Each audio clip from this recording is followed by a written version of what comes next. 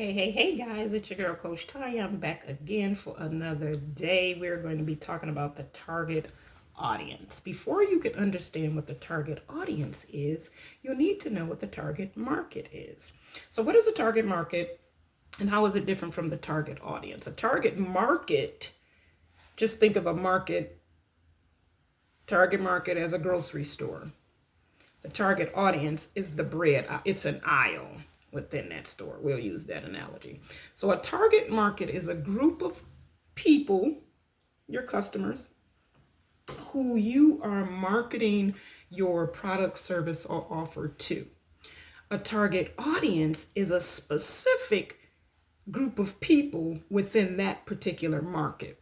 For example, my target market would be entrepreneurs. Yes, I service men and women, but my target audience is female entrepreneurs who've actually been through emotional traumas and who need that emotional, spiritual, and psychological healing before they can step in the realm of their business. But I do also work with men. In fact, I had a male client yesterday.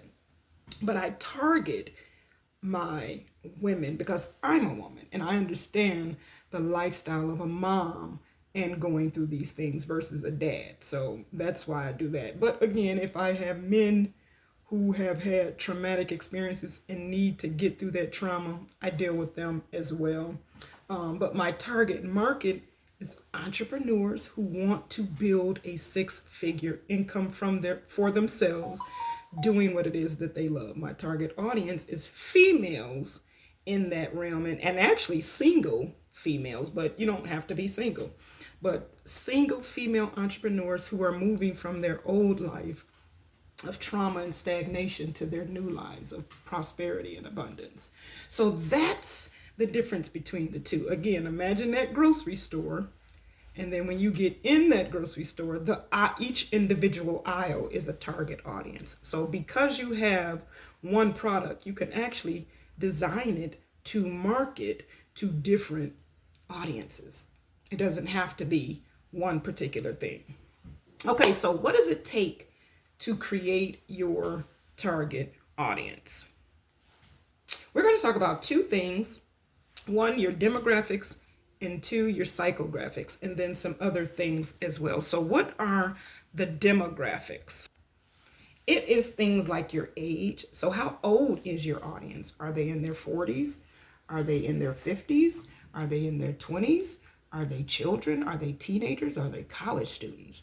That will help you determine what type of language you use. So having that age is very important because you don't want to be 40 years old you don't want to be targeting 40-year-olds. You don't want to be targeting 20-year-olds talking like a 40-year-old. And you don't want to target 40-year-olds talking like a 20-year-old because it won't resonate. So knowing the age of your client is very important. Another thing of the demographics is their gender. Like I mentioned, women and men. You can service men, women, both, either or, whatever. But be clear on what it is. And even if you service each gender, make each gender's product, service, or offer completely different.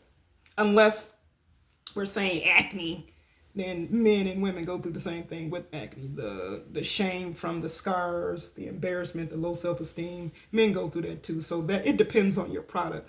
But even still, you can still market that. If you would, like I do my acne soaps, if I were to target men specifically, it would be, fellas, you don't want your skin looking bad while you're trying to holler at a woman. Use my soap. But the same product for women. Women, you want your skin beautiful. So when you do apply your makeup, it'll go on flawlessly and easily so you can look nice for the man that's coming to pick you up. See how that plays out? Also in the demographics is the income. And this is very important. We're going to talk about that when we get to price.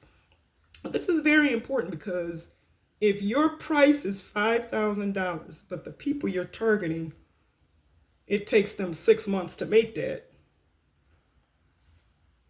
do you think they're going to pay for your product? So you want to be mindful of their income. The next thing we're talking about is the psychographics.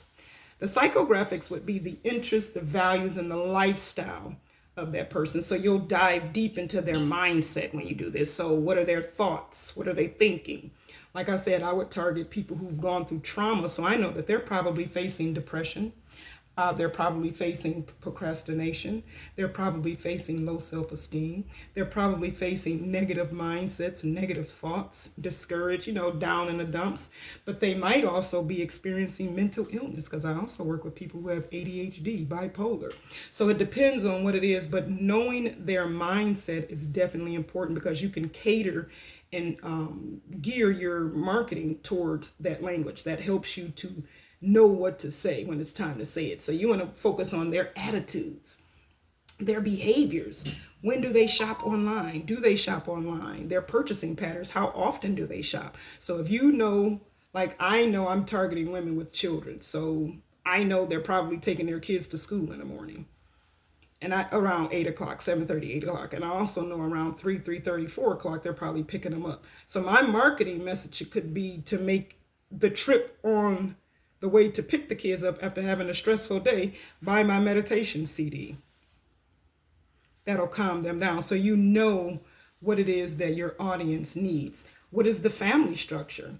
What are the actions that they're taking? And most importantly, what are their pain points? Pain points. What's bothering them? This is very, very, very, very, very important. And knowing all of this allows you to perfectly market to your audience and resonate with them. It helps you to be efficient and resourceful so that they can depend on you, and it gets you to a place where you're preventing waste. So you're not wasting time. You're saving them from wasting money, and you yourself are doing these same things. Now, let's talk about 4 audience types. There are 4 types of audiences. And me personally, I would say that you would take an aspect of all 4 of these types and put them together when you're doing your marketing, because you don't know who you're talking to specifically, or pick one of the types and that's who you're talking to. So the first type would be an expert type. These people, they're familiar with what you're talking about.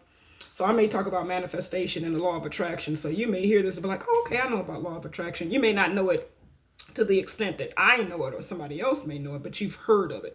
So you resonate through that, and you want to see what they're talking about and compare it to the knowledge that you have. So the expert is familiar with what you do, and you definitely want to have knowledge that shows them that you know what you're talking about. The next audience type is the layperson. They have no knowledge. These are the clients that I like dealing with. So a lot of my coaching and teaching is for that, which is let me go back. For the expert, they don't need to know the basic information. They know everything. We're using the law of attraction. You know about law of attraction. You know about frequency and vibration. So I don't have to break that down for you, because you already know. So I wouldn't do a workshop on understanding the law of attraction to somebody who's an expert in law of attraction. On the other hand, for a lay person, I would. I like teaching the basics. I like teaching the beginning. I like helping you to set that foundation and that understanding. So my audience is pretty much a lay person. So they have no knowledge. They need to know the basics. They need to know the beginning stages, like you read in the Bible. In the beginning, it was black and void. They need to know that. Then you have the managers. The managers are those that are action takers. They make the decision. They need management, you, to train them well. So what this means is they already know it. They may be ready to buy. And if you teach them something that they didn't know as far as that subject, they've made the decision that this is who I want to work with, because she just showed me something that I did not know, so I can trust her, especially if they do their own research and see that what you're talking about is real. So these, in this audience, showing your expertise is key.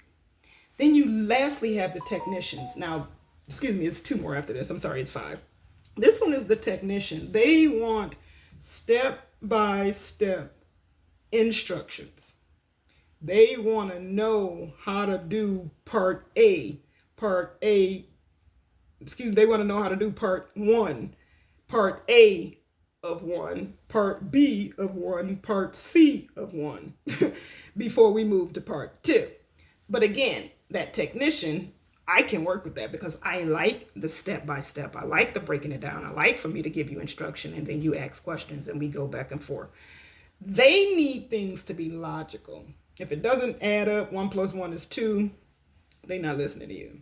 So you want to be mindful of that. And then lastly, you have the hybrid, which is a mixture of the expert and the manager. So with these people, again, you have to be on your shit, period. You cannot waste time. You cannot BS. You cannot lollygag. You cannot half do it, because these individual audience members will scroll right past you and won't even keep it moving.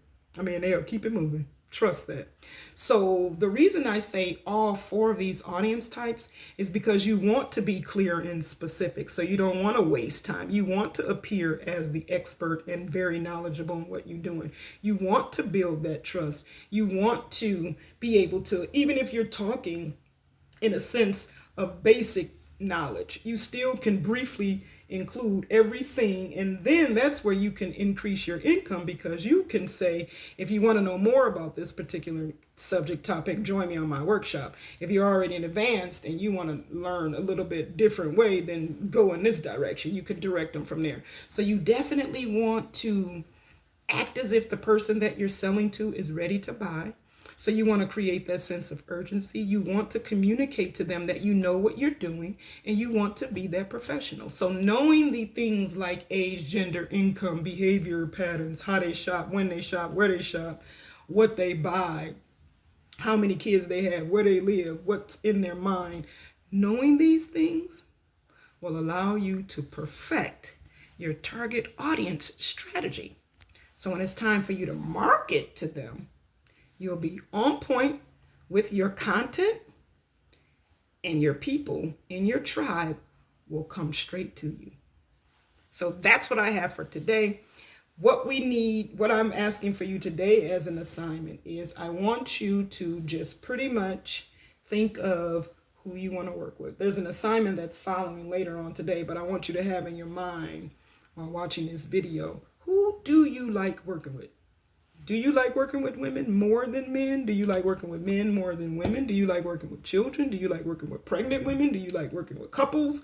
Do you like working with divorced people? Do you like working with, what is it? What is it? Even if you do something with pets, of course you'll like working with people with pets. So define who it is that you want to work with. That's the simple process. Just figure out, who do you want to work with most. So I hope this helps, and I will see you on the next video.